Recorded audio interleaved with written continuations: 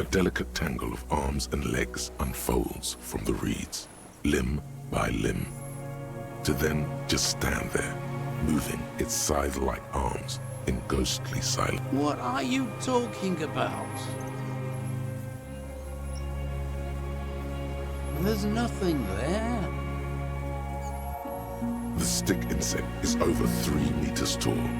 It looks straight at you with its tiny pinprick eyes and its grotesquely small head. You feel your legs shaking under you and your gun hand move to your holster to grab the gun.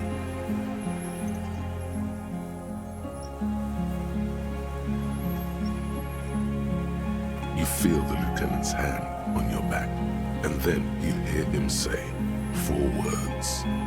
I can see it. Thank God. If he can see, then you're not insane. But that means it's really there, spinning slowly, in absolute silence, its limbs long and slender. Be very, very careful.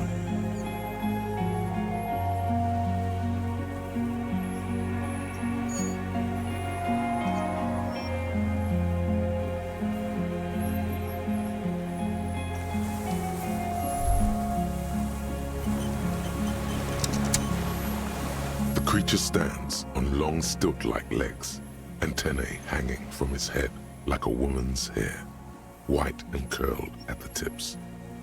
It is not reed-like tufts stick out of its joints.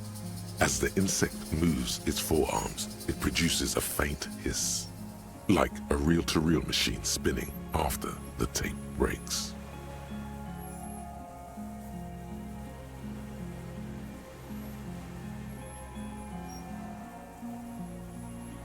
It is.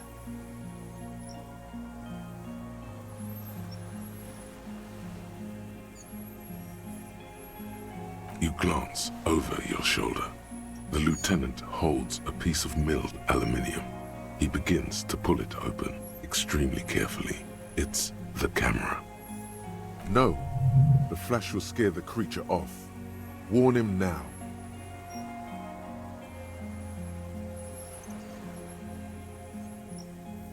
We need a photo. No one will believe us. From the corner of your eye, you see a sudden cascade of motion ripple through the phasmid's limbs. A series of ultrasonic clicks fills your ear. I am not palatable. Do not eat me. I am afraid.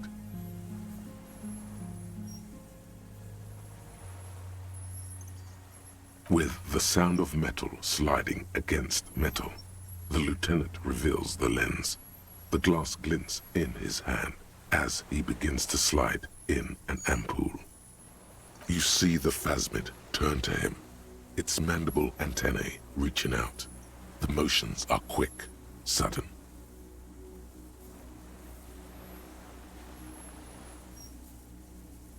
Something cracks in the lieutenant. He's letting his pride get in the way. The ampoule will produce a loud hiss. You're right.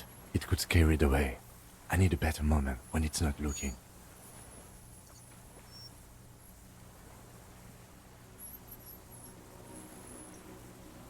I'll wait.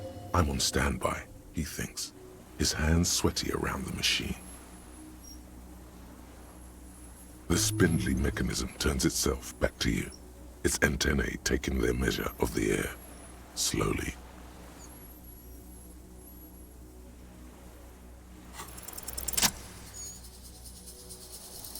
Slowly, with your breath held, you take 2 small steps toward the phasmid.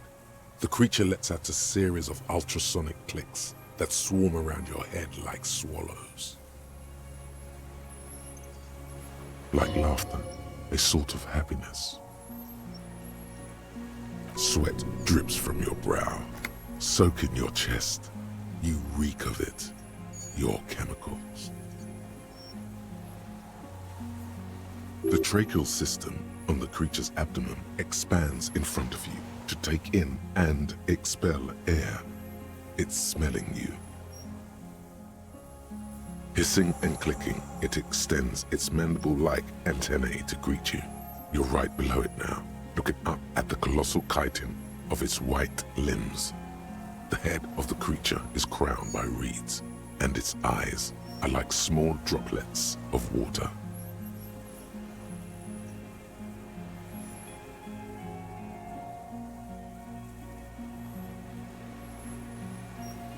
The insect stops its stridulation, seeming to observe you. Below its crown of reeds, little pinprick eyes detect motion, glittering. The world stands still around you.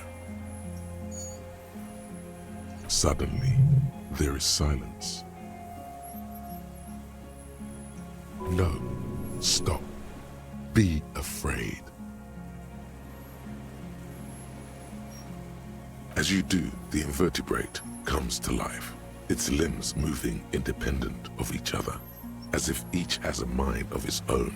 They are white, like stalks of porcelain, knitting above you. Shifting around in the reeds around it, in the muddy water, you notice some of its hind legs apparently standing on the water from time to time. It's that light.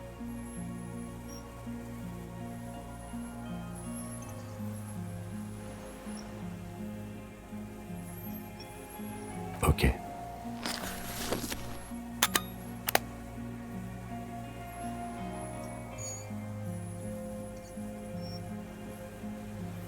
There is no change in the insect's motion while it's being aimed by the camera.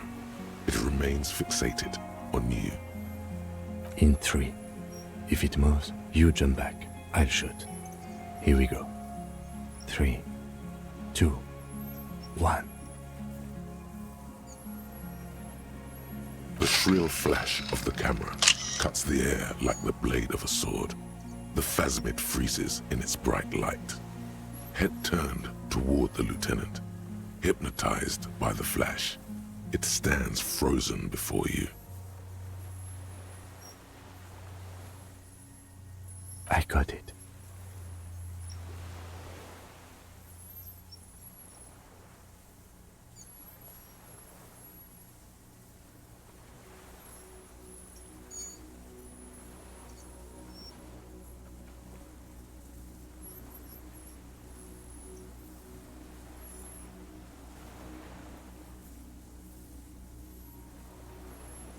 The antennae hang from a great height.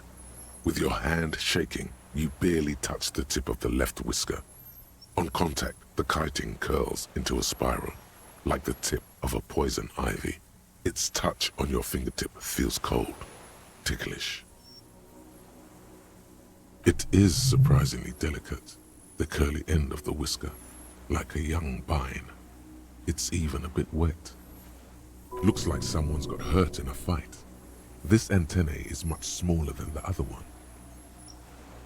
Be careful, detective. It's moving.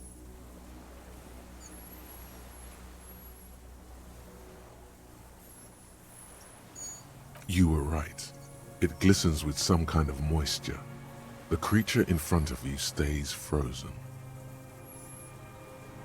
The limb before you is incredibly light, like eggshell. It's much lighter than a reed. You feel a soft push could tip the creature over. Its hollow exoskeleton collapsing. Warning!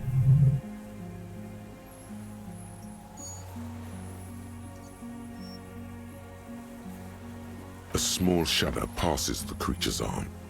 High above you, its black pearl eyes still glisten, mesmerized by the light passing its nervous system.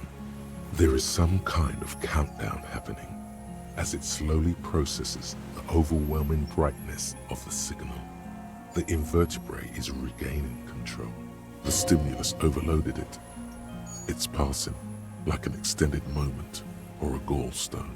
Here, within the smooth white inner part of its limb, you sense something very intimate. Thoughts.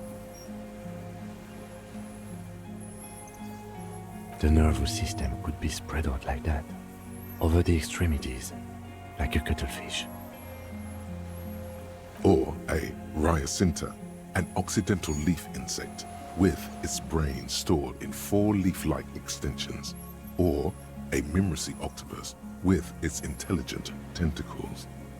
Another shudder pulses through the creature's limbs. It jolts back to life, like a record continuing where it left off, in a swaying. As you back off, the phasmid also takes a step back into the reeds.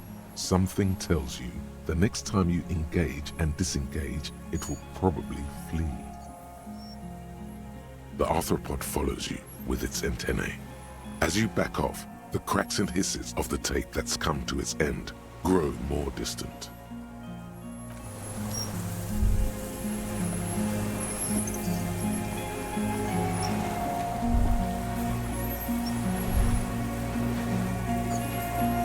What is it?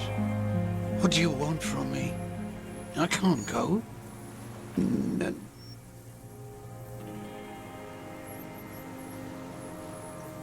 Nothing. Nothing is what he tried to say.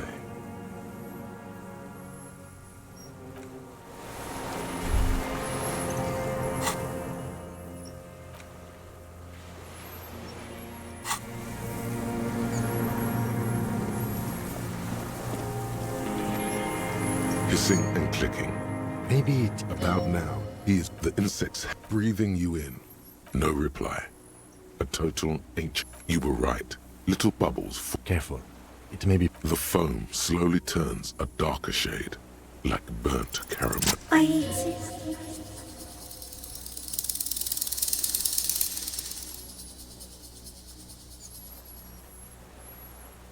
Tell me what it's like for you.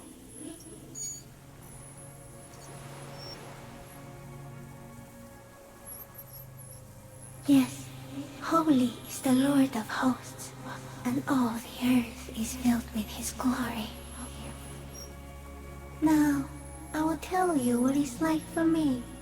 For me, it is a series of half-lit images, a kind of darkness, being intruded upon, transient, dim, moist.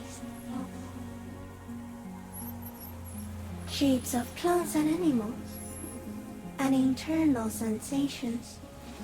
A swarm of sounds, tiny vibrations on the inside of my forearms. All speak of complexities totally beyond my understanding. I am at the end of a narrow funnel, weightless, so light, it only feels like something to be me. In truth, perhaps I'm nothing. I certainly do not have a soul, and if I did, it would never ache.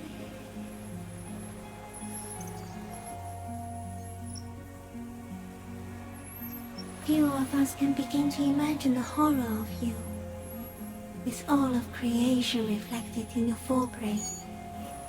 It must be like the highest of hells, a kaleidoscope of fire and writhing glass. Eternal damnation.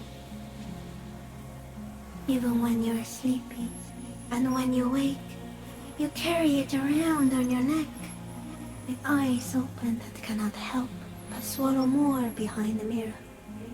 I feel great, mute empathy for you. You want to be a fussmate? Are you sure? Sometimes, when molting, I regrow a lost limb. One time something went wrong, and a small leg replaced the missing antenna.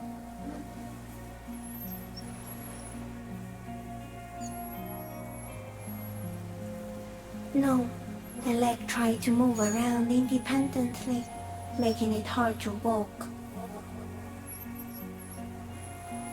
So, you see, it's sometimes difficult to be an insect. All of nature is a kind of horror, or strife, though none of it is as horrible as you, with all of creation reflected in your forebrain.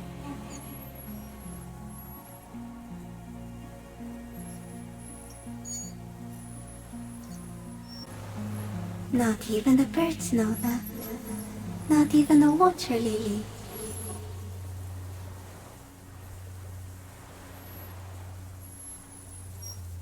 think we should eat it. If it's a leaf, you can put it in your mouth. Or read. Yum yum. Wait, so...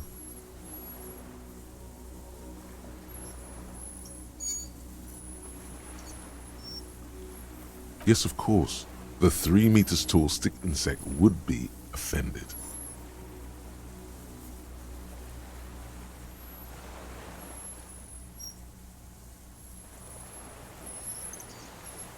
I am an unknown species of the order Phantasmadia, endemic to the Insulandian Insula.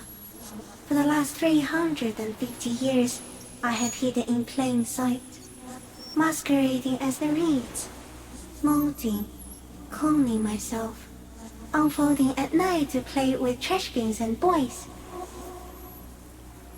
It may have unknown, dangerous biochemical characteristics that help it maintain its camouflage.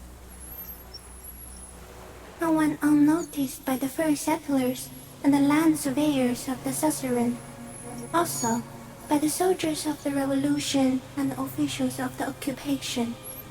Even the Seminoles Islanders who came here first, but did not stay, have not seen me. I have stayed hidden through 4 forms of government and 2 scientific revolutions, until I was accidentally discovered by a detective of the citizen militia in Rebelshaw, district of Martinez, March 51.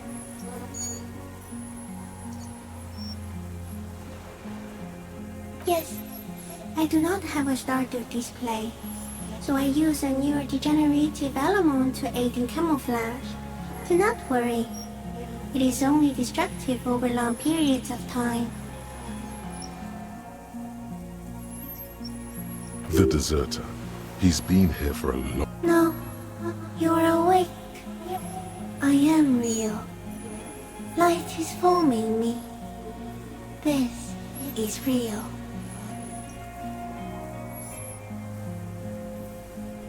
So am I. I was born to detect sucrose rewards and semiochemicals. What were you born to detect?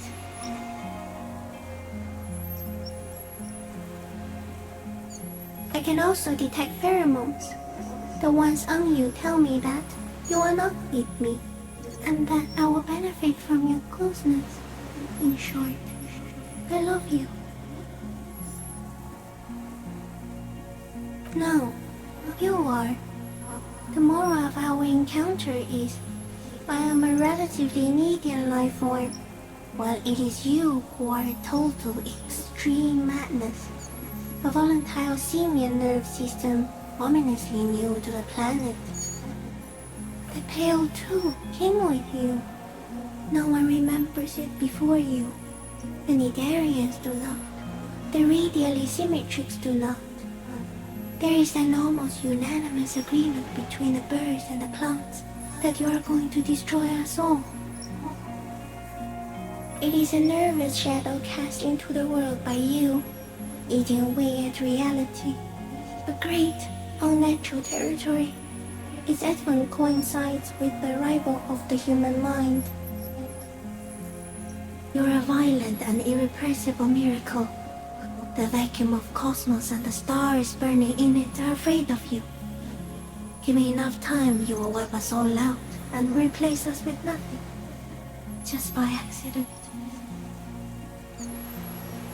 We suspect it will be something like the oxygen holocaust that wiped out anaerobic life 2.6 billion years ago, when organisms first started breathing.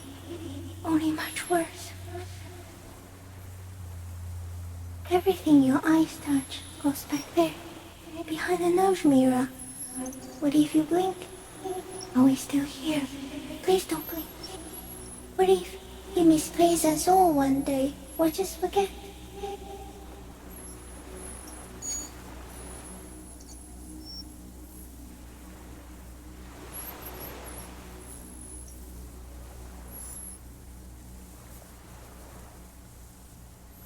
Please be. Or one day, one of you will close your eyes and sign, and open them to see that none of this ever existed.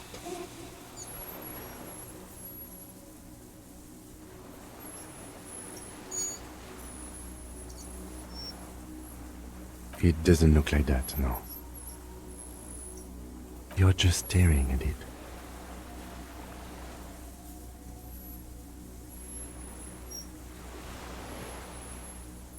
Okay. Is it somehow related to the case?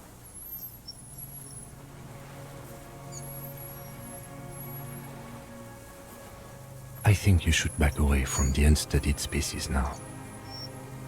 No, there is one more.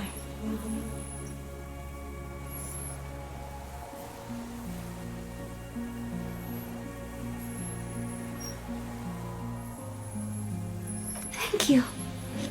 I also have one more thing to say to you. That woman, turn from the ruin. Turn and go forward. Do it for the working class.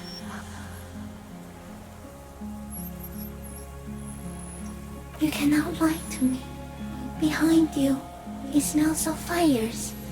So overly far you were prepared to go in her presence. And it.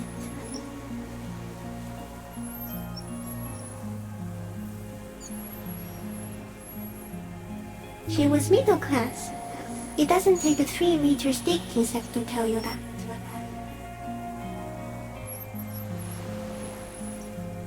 As you're turning away, the phasmid mirrors your movements, stepping on the water, the long limbs carrying its feather weight without breaking its surface.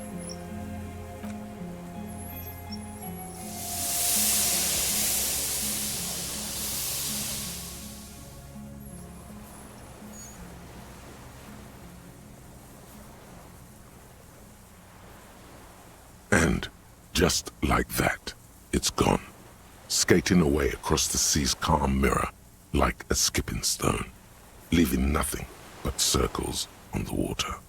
And something under it, in the place it stood, bobbing there, among the reeds, a collection of items.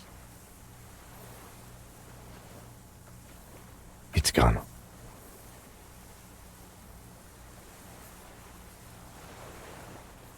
Apparently, yes, like a water strider. Only, I've never seen anything like that in my life. Looks like a nest of some sort. We should have a look. What now?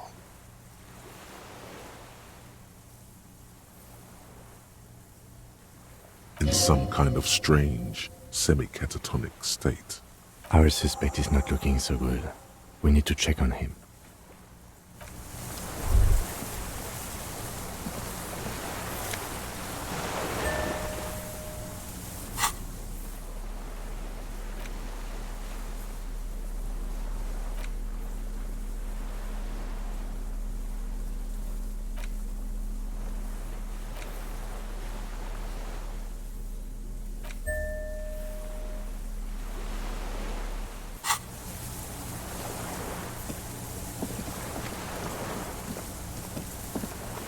What is it? What do you want from me? I can't go. See. Mr. Dras? The man does not respond.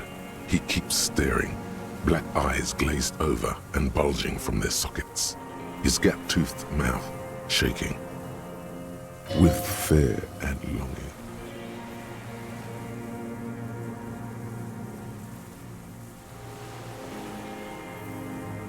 A light shiver passes him, followed by nothing.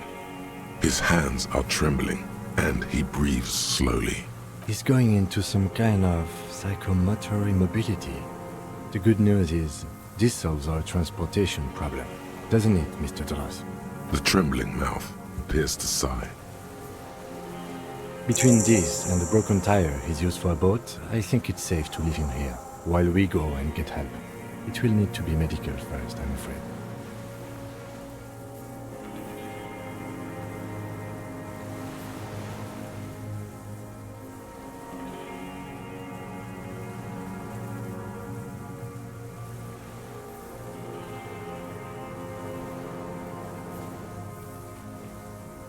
He stares into the reeds. Your words don't stir anything in him. Perhaps you should.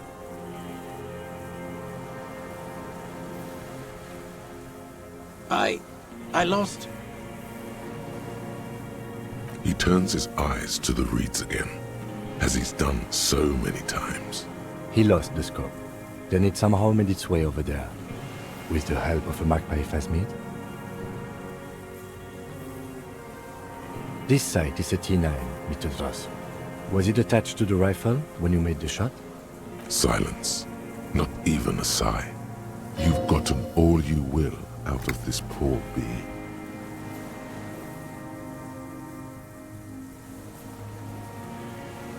The plastic cape flaps around his face in a gust of wind.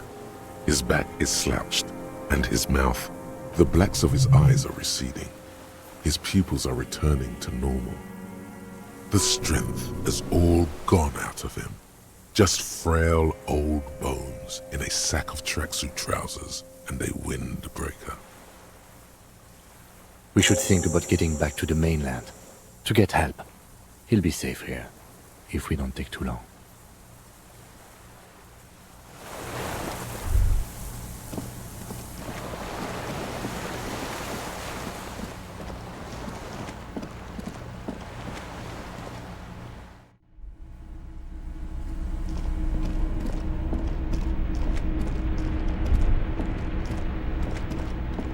Soft covers, serialized fantastique, and detective stories.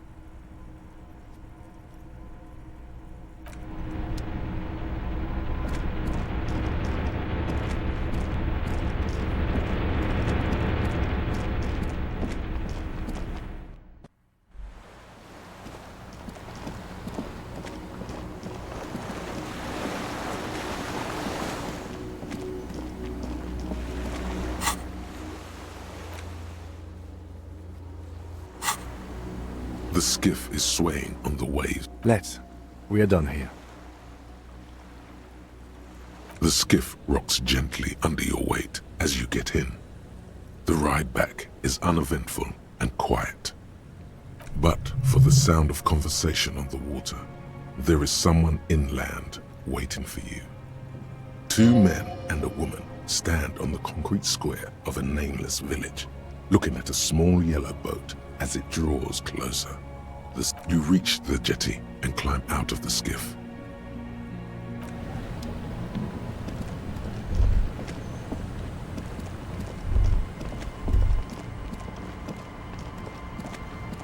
Look what the tide brought him.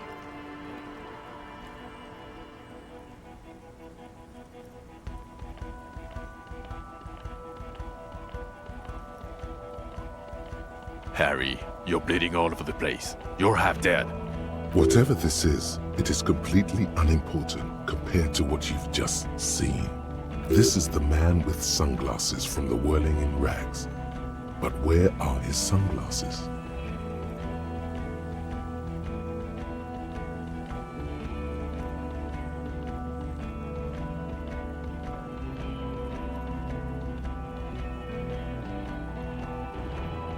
Hello, I'm Trent Heilerstrom. I believe we've met on several occasions. I'm your goddamn partner, Jean Vicomar, and this is your special task force. Or what's left of it. Special Consultant Trent Heilerstam, Patrol Officer Judith Minot. Hi. We've come to scrape what's left of you off the pavement. Lieutenant Kim Kisuragi, Prison 57. We've just come from the island, where our investigation led us. The scene is making even him feel as though he has to justify your actions. We might need your help with something later.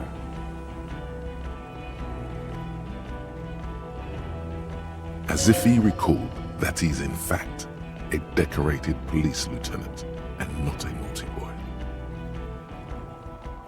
But this is clearly a departmental matter, so I'm going to leave you to discuss it among yourselves.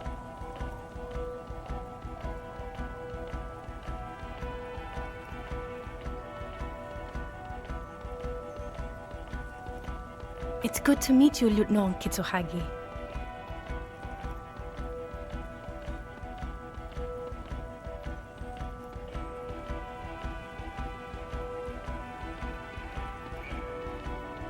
That's right. And you're bleeding.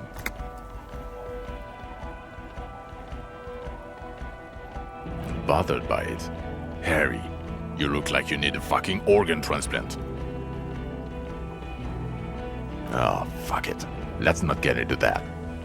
Harry, we want to help you. Trant, I believe this is where you come in? I don't quite know what I'm doing here. I was asked to participate as an expert. I think I need to manage your expectations a little. I'm at best an enthusiast in cognitive science.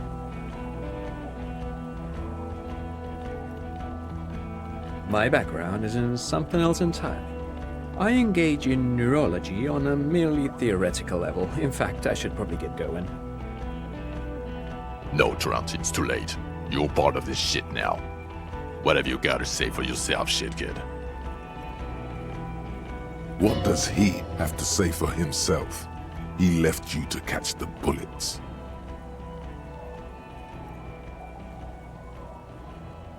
The cafeteria manager you fucked over told us where you went.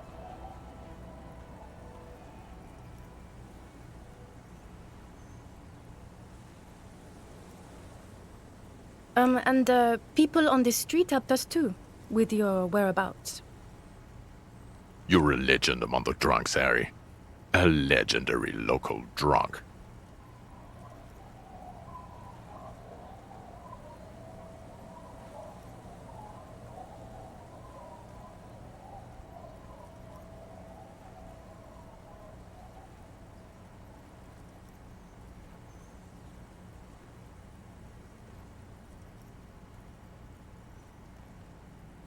Yeah, Major Crimes Unit, under Lieutenant Dubois and Vicomar.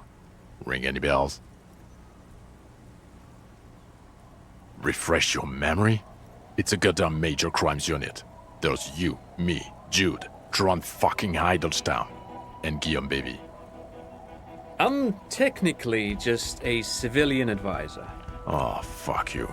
You're part of this shit show.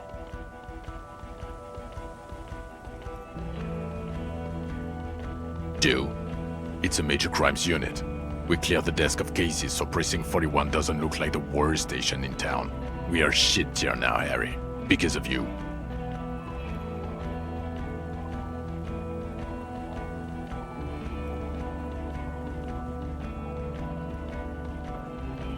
The 41st isn't...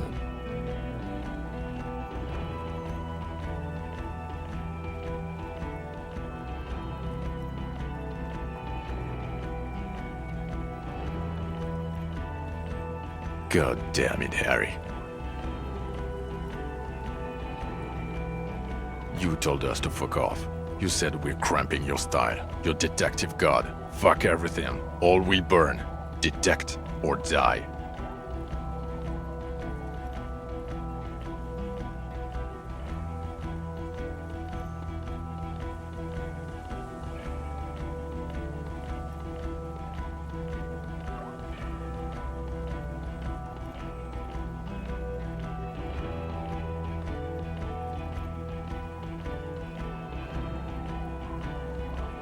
Sure, you're not a superstar law official. Talk on the town is your Guillaume le Million reincarnate. I know this shit. Nothing has changed.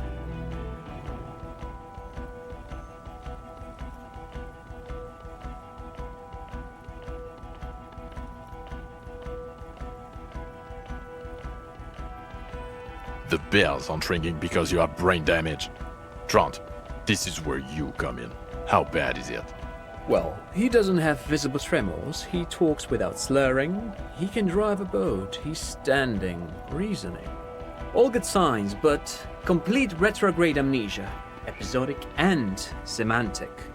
Meaning, you forgot both who you are and the definitions of money, Isola, pound, and so on. As displayed in the station call, our interactions with him, and I don't want to be a snitch, but also mine with him before when Harry did not seem to know who I was. It's all very interesting. Interesting? Yes, interesting. I have my theories, but I would like to hear Harry's thoughts first. Harry, what do you think happened to you? neurologically, psychologically, and why not socioeconomically?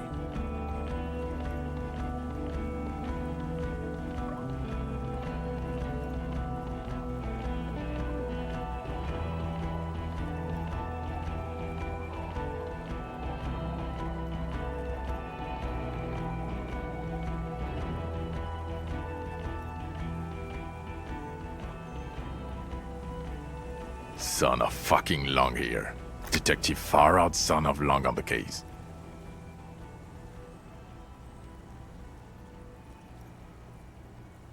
He has indeed had the possibility before.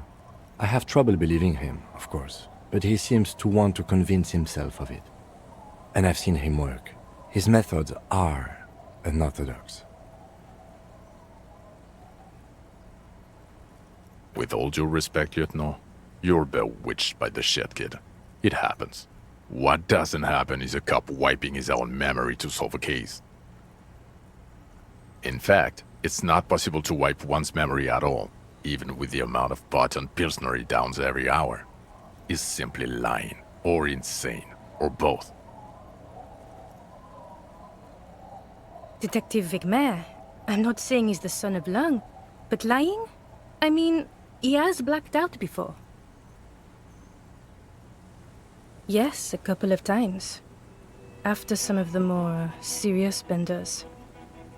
One was after the two drunks case, the other when we looked into that mural.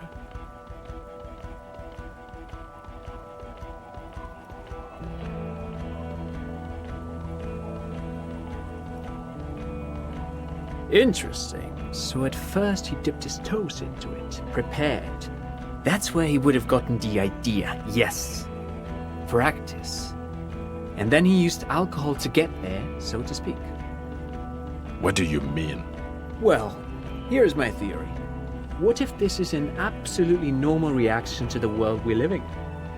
What if this is not a significant anomaly at all? Something to be explained, approached as a defect? Look at the sensory input here. Look at the ruins, the neon. Listen to the radio, the multitudes, the people. Live here for 40 years. As a police detective, he's like a magnetic reader on the world tape, to borrow a known metaphor. Harry's been pushed flat against it. Total input. Hardwired to the free market. He just needed for its end. Okay, Trent, thank you. That's absolutely meaningless. I'm glad we brought you. Will he or will he not be able to work in the major crimes unit? Is he a crétin now? I want to know that. He's not a cretin, and he is able to do work. If not in his previous leadership role, then as a line detective.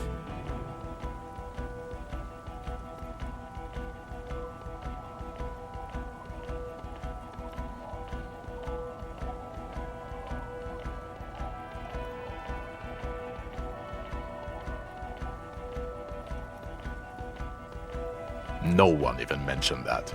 I misphrased my question. It should have been, is he able to put his clothes on and use the body? Or do we need to get him on a disability pension? They can keep that pension. You're rock solid. You can put your clothes on hard. Now nothing. Now we're just going to stand here. Yeah, just stand there. It's cool.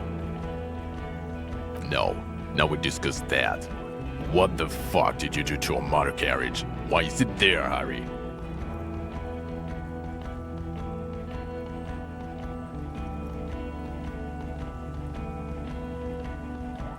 Yes, in the ocean, under the sea. Our work vehicle, with fishing clams and other sea shit.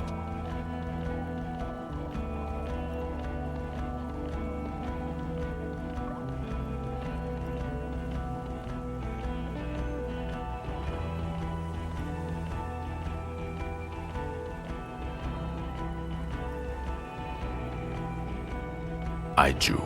You drove it into the water. Everyone on the street saw you do it. It's going to be a local landmark too, on the brochure. Thank you for fucking us, Harry. Thank you for destroying 45,000 real of police property that's coming out of my payslip. You know that, right? You're gonna get fired, and I'm gonna pay till I die. It doesn't matter. Your badge, Harry. Show me your badge.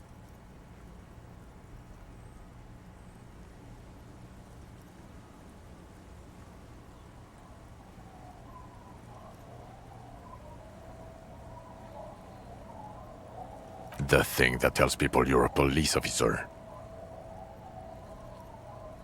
In a rush to demonstrate your badge, your eager fingers can't sustain a grip on the smooth plastic, and the badge slips out of your hand.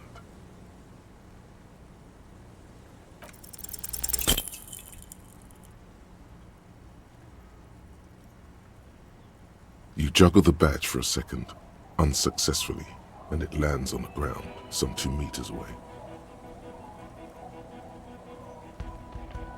Ouch! You strained your elbow trying to catch that stupid thing. Damn it. He found it. He found it, Jean. It's his badge.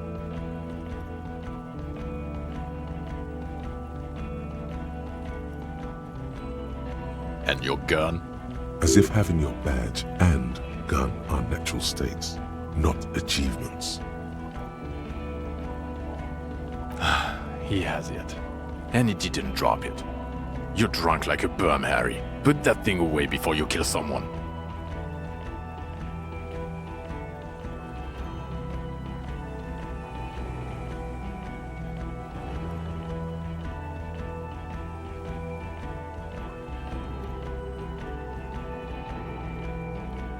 Well, you let the suspect escape. Classy as something. Because you were too drunk to assess a flight risk.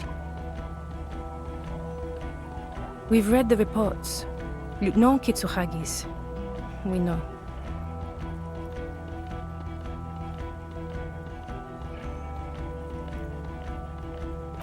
Well, if she was specially trained.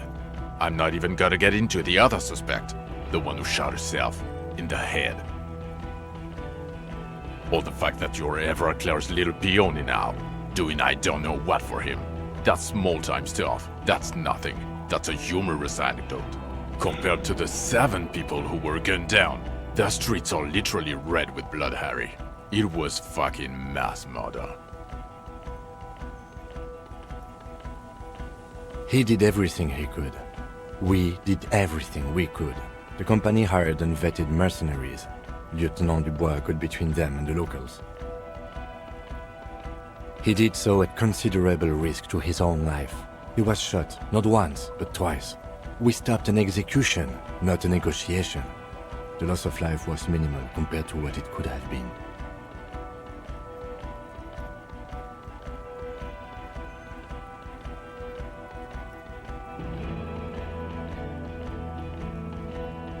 Thank you for the input, Lieutenant Kitsuragi.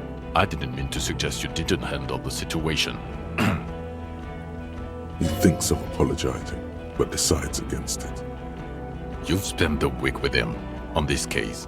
What is your take? On the case? On Lieutenant Geoffrey Dubois. Well, the drinking, the lost gun, also losing his badge, that's all true. And he's been drinking on the job.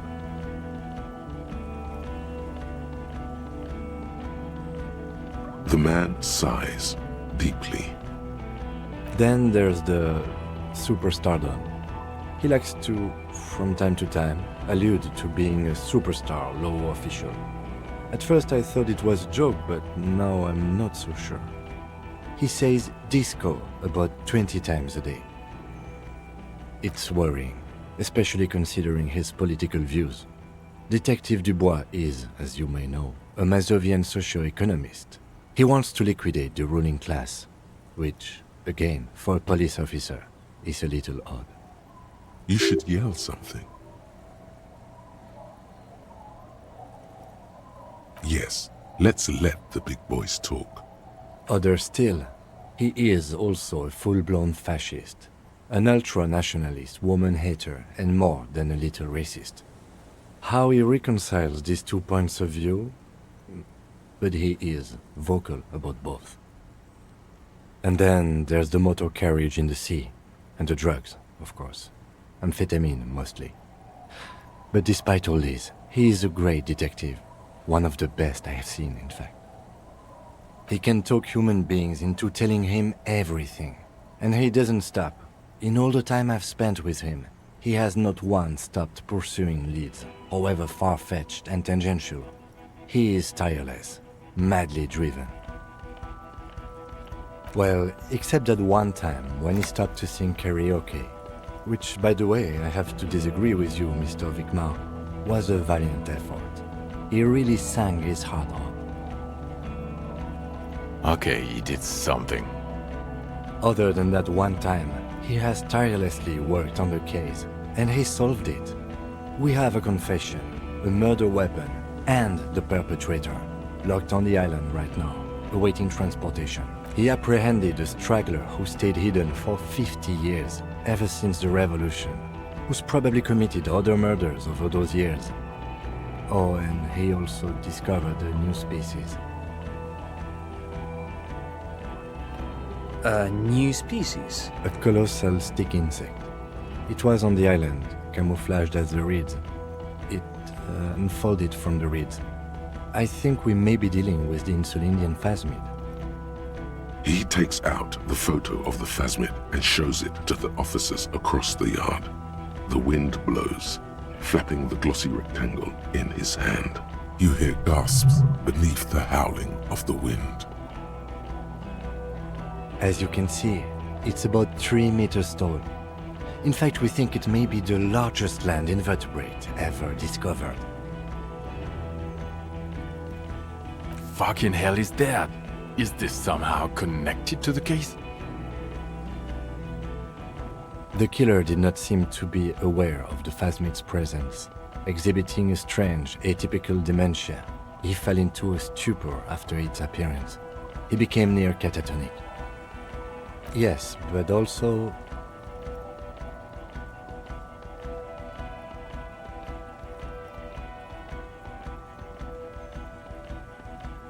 So it is connected. I must say, this is absolutely extraordinary. I don't even have words for it.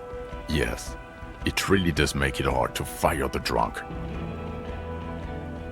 This is a very, very sad man who has just seen something that's made him forget his sadness. Now you make your case. Now is the time.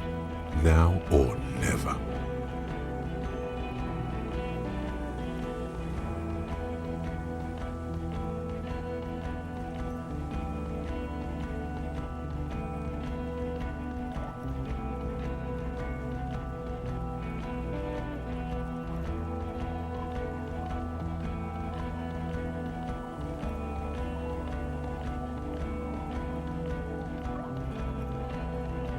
I don't want to, but you discovered a new species and solved the murder. So I have to. Jude?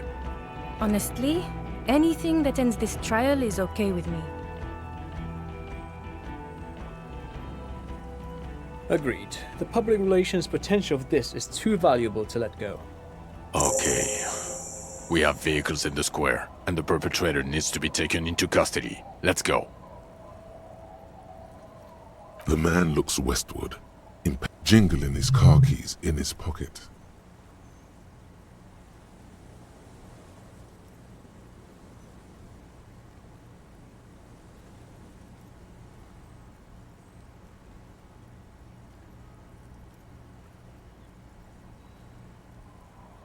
Well, first I will go back to my station and write the most detailed report anyone has ever seen. It will have to be good to cover all this. Then I will have a serious talk with my captain. Detective, we just stopped a small-scale war. Something is happening to Revachol. I don't know what yet, but it's going to be a hard spring for the RCM. We need to get ready, infiltrate, investigate. No. Good luck with your report. Damn it. Yes. That. We're looking at a real brick here. The sooner you start, the better.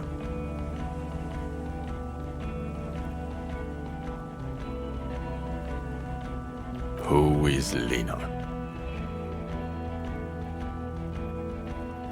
Well, good luck finding her once we get back.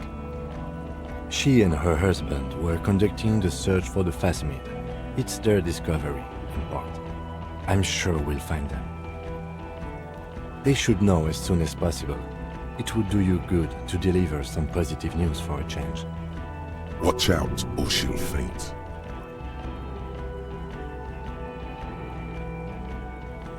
Good. Fuck it, let's go. Trump brought his motor carriage. It's a 20-minute drive to Jamrock.